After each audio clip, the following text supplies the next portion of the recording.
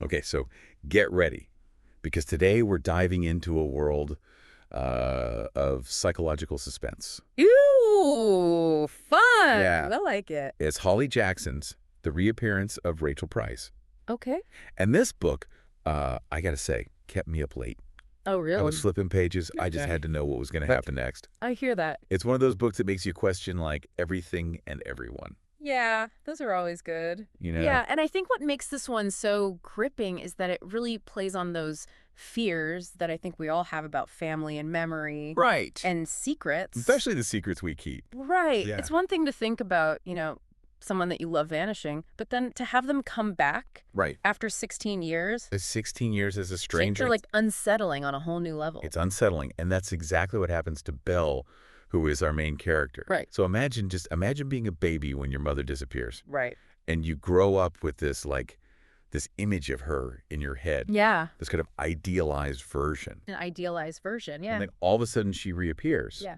And she brings with her all of these unsettling questions and actually unsettling behavior. Right. And I Yeah. think Jackson does such a good job of really putting us right into Belle's shoes. Like, we get to experience that shock and the confusion and, even that growing suspicion that Belle feels. Oh, for sure. And it's warranted. Right. Because the Rachel who comes back Yeah. is not the mother that Belle has been, longing for all these years. Exactly. She's different. She's changed. Yeah. And you just get this feeling that she's not telling the whole truth about what happened. Right. Like something's off. Yeah, something's off. Yeah.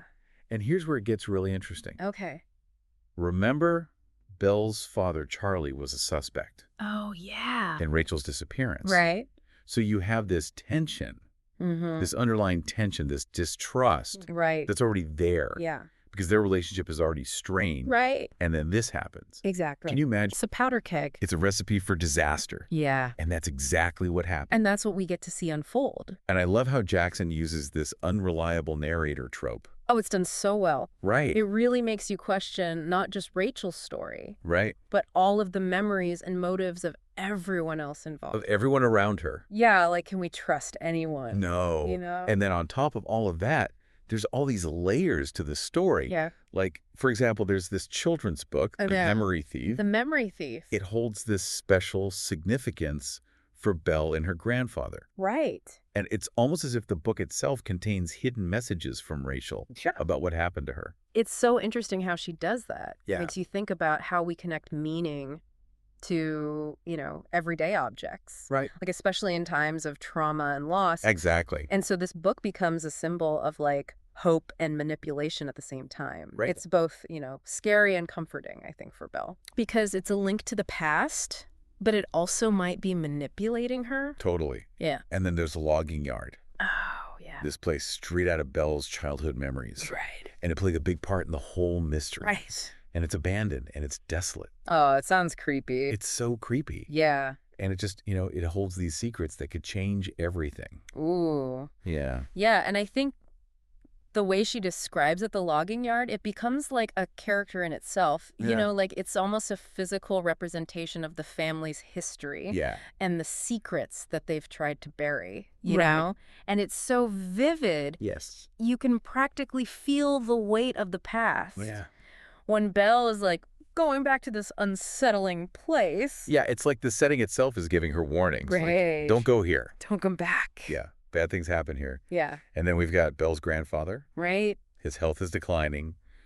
And it brings this whole other layer of intrigue. Yeah. Because he starts sharing these fragmented memories Uh-huh. and these little glimpses into the past Right. that hint at something much darker. Yeah. About Rachel's disappearance. It's so frustrating for Belle, though. Oh, for sure. Because she just wants answers. He wants answers. But his memory is so fragmented. It's Yeah. like a puzzle box, and there's just pieces missing. Right. It just makes you wonder, like, is this real, or is this just his memory? Yeah. Being distorted by time and Yeah. illness. It's like another unreliable narrator. Oh, yeah, for sure. He's unreliable, for sure. And just when you think you're starting to understand what happened, Oh, God. Jackson throws in a curveball Right. that just completely upends everything you thought you knew. Oh, man. Like the revelation about Charlie's infidelity. Oh, that's a good one. That just throws a wrench in the whole narrative. Yeah, it just makes you realize that even the people we think we're close to Right. can have these secrets. Capable of anything. Right. Yeah. It's scary to think about, but yeah. And it makes you realize that everyone has hidden depths. yeah. And sometimes those depths are way more disturbing than we could ever imagine. Than we want to imagine. Yeah. For sure. It's like Jackson is peeling back the layers of this, this seemingly normal family. Right. And then it's like, oh my gosh. All this darkness lurking underneath. Yeah, there's darkness under Yeah. here. Yeah. And that's just the tip of the iceberg. Gosh. There's so much more to uncover. So many twists and turns. I know, it sounds good. You will be speechless. I bet. And the reappearance of Rachel Price isn't just a thrilling read. It's Oh, there's more. there's more. Okay. It makes you think about memory and trust. Right. And the nature of truth. What is truth? Yeah, and it makes you wonder. It makes you wonder. How well do we really know the people we love?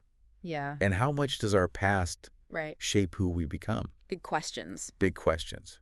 Yeah, I like it. I know, right? Yeah. It's a good one. Yeah, it really makes you think about like what happens when those things that we think are like the foundation of our reality start to crumble. Right. The people you thought you could trust.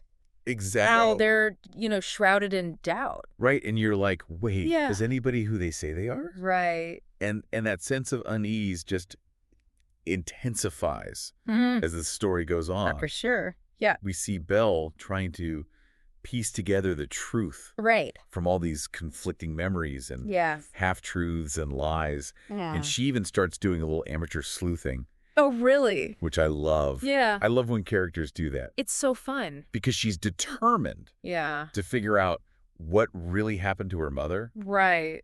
And, her investigation leads her down some pretty dark paths. Oh, I bet. Like, there's this one scene Okay. where she teams up with a member of the documentary film crew. Wait, what? I know. That's bold. It's so bold. Yeah. They're filming Rachel's return, and she enlists this guy to help her. Oh, wow. And they end up at the local mall Okay. trying to track down this potential witness. I mean, hey, you got to do what you got to do. You got to do what you got to do. Yeah. It's like a true crime documentary. Right. But what I find so interesting is like Yeah. Belle's sleuthing is about more than just finding answers. Okay. It's also about her coming of age. Yeah. She's testing boundaries. She's defying her father. Mm-hmm. She's learning to trust her instincts. I like that. Yeah. So it's like this personal growth It happening alongside the mystery. it's totally personal growth. I like that. And it's like the mystery of her mother's disappearance becomes this catalyst for her own self-discovery. That makes sense. Yeah. Yeah. She's forced to confront not only the secrets of her family, but like, Right. where does she fit in? Yeah. Where does she belong? In all of this. With all this craziness. Yeah. Yeah. And, all of these relationships are so messy. You've got the strained dynamic between Belle and her father. Right. You've got this kind of presence of the grandfather. Mm-hmm. And then there's Carter, Oh, yeah. Carter. Belle's cousin, Right. who kind of adds another layer of complexity. Okay. Yeah. What's his deal? I know, right? Yeah. Well, he's both a confidant and a potential suspect. Oh, so we don't know if we can trust him either. No. So, And his relationship with Rachel. yeah. Well, let's just say it raises more questions than it answers. Oh, very suspicious. Very suspicious, yeah. And one of the things that kept me hooked Yeah. was this constant paranoia Oh, yeah. that Jackson creates. Oh, I love that. And a thriller. You never know who to believe. Who's hiding something? Yeah, who's lying? What's going to happen next? Yeah, it's like you said, that feeling of unease just like intensifies throughout the book. It does. And it's like amplified even more because Belle is such a relatable character. Yeah. She's not like this, experienced detective or anything. She's just a teenager. She's a kid Yeah. thrown into this situation. That is way over her head. Way over her head. Yeah. Yeah, and she makes mistakes. Right? She follows false leads. Yeah. She's constantly second-guessing herself. That makes him human. But that's what makes her so compelling, Right. because she's flawed and she's vulnerable. Mm. And yet she's so determined to figure it out. Yeah, you can't help but root for her. You want her to figure it out. Yeah. You want her to be safe. Exactly. But you're scared for her. Yes, because as we know, things are going to get twisted. They get twisted. Yeah. And I love how Jackson's not afraid Yeah.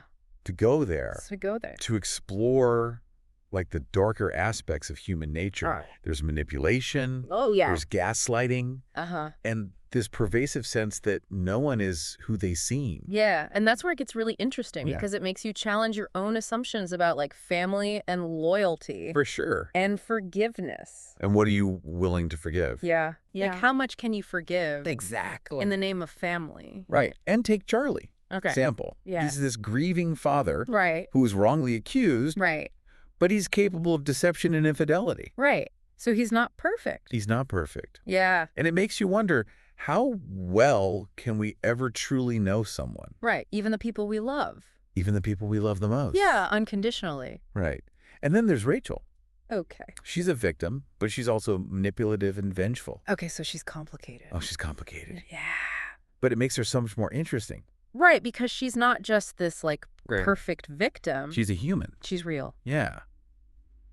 And Jackson isn't afraid to portray her flaws. Right. And it just makes you think, there's good and bad Yeah. in all of us. In all of us. And sometimes that line is blurry. it can be really It blurred. can be super blurry. Yeah. And that's what makes this book so powerful, because it forces you to confront those truths Mm. about ourselves and about the people around us. Right. Like no one is all good or all bad. Right. And it leaves you questioning everything It does. about the people that are closest to you. About the people you love. Yeah. Yeah. It's a book that stays with you. It does. It makes you think about the secrets we keep, Right. the stories we tell ourselves, Yeah. and the lengths we go to protect the people that we love. And sometimes those links are pretty terrifying. Oh, they can be. Yeah. There are some twists and turns in this book Oh, I bet. that will leave you gasping for air. Oh, I love that. Like literally, I had to put the book down Really? and just walk around Yeah. because I couldn't believe what I was reading. I can't wait. It's so good. I know, I'm excited now. It really does make you think, like, how much do we depend on memory and trust in our relationships? Yeah, What happens when that gets shaken up? I know. It's a scary thought. It is. And I like that this book doesn't give us, like, the easy answers. It Yeah. leaves us with these questions Yeah. about, can we forgive this? Right. Can we move on after this betrayal? How do we even define truth anymore? Exactly. Yeah, it's definitely not a light read, No, but it's so well written it is. that you can't put it down. I bet. You just have to know what's going to happen. Yeah, you have to know who to trust. Who can Belle trust? Right. What really happened to Rachel? Exactly. And those questions just keep you going. They keep you turning the pages. Yeah. Even when you're like, I don't know if I can trust anyone. I don't trust anybody anymore. Right. Because no one's innocent. No one's innocent. Everyone's got secrets. Everyone has secrets. Everyone's made mistakes. Right. Everyone's kind of complicit in this whole thing. Right. You know? It's like this whole web of lies It's a web of lies. surrounding her reappearance. Yes, and Jackson is really showing us that darkness can lurk anywhere. Yeah. Even in like the most normal seeming families. Right. You know? Like we said earlier, that darkness underneath. Yeah. Yeah, and it can really impact everyone Who can impact everyone. involved, Yeah. you know? Yeah. It's really interesting how she explores this idea Uh-huh. that sometimes the people we hurt the most are the ones that we love the most. Right. You know, it could be intentional. Right. It could be unintentional. It could be an accident. Yeah. But our actions have these ripple effects. Yeah, they do. Yeah. And it makes you think about the responsibility that we all have Yeah. to be mindful of how we impact other people. Especially the people we love. Exactly. Because sometimes you're right. Those wounds cuts the deepest. They do. Yeah. And, they can take a long time to heal. Yeah. And one of the things I like about this book is that it doesn't offer a simple solution. It's not tied up in a bow. It's not. Yeah. It really leaves us with this idea Yeah. that healing is a process. It's a journey. It's a journey, and it's not linear. No, it's messy. It's messy. There are setbacks. There Are there moments of doubt? And, sometimes those scars just never fade. No, they don't. But, it's realistic. It is realistic. It shows us, the aftermath Yeah. of this trauma, Yeah. the pain, the anger, the confusion. It's all there. But it also shows us that there is hope There is. for healing, for moving forward, Right. even if you have to redefine what family means to you. Right. Or forgiveness. Or forgiveness. Yeah, exactly. And I think that's really the power of this book. I agree. It reminds us that even when things are really bad, Yeah. even when we experience this betrayal, Uh-huh. there's still that spark of resilience. That strength The inside strength of that. that gets us through. Exactly, and helps us to navigate those really complex issues Right. of, truth and memory and the bonds of family. Yeah. So to our listeners out there, Yeah. if you want a book that's going to keep you up all night. If you want to be kept on the edge of your seat. Yes. Yeah. And make you question everything you thought you knew. Question everything. About family and trust. Then this is the book for you. The Appearance of Rachel Price is the book for you. But be prepared for a wild ride. It is a wild ride. It's a roller coaster Yeah. of emotions. You're going to be breathless. Bewildered. Yeah. But ultimately, I think, really moved by this story. Deeply moved. Yeah. It's a haunting and thought-provoking, unforgettable read. It is. And that's it for this deep dive. That's it. Thanks for joining us. See you next time. We'll see you next time.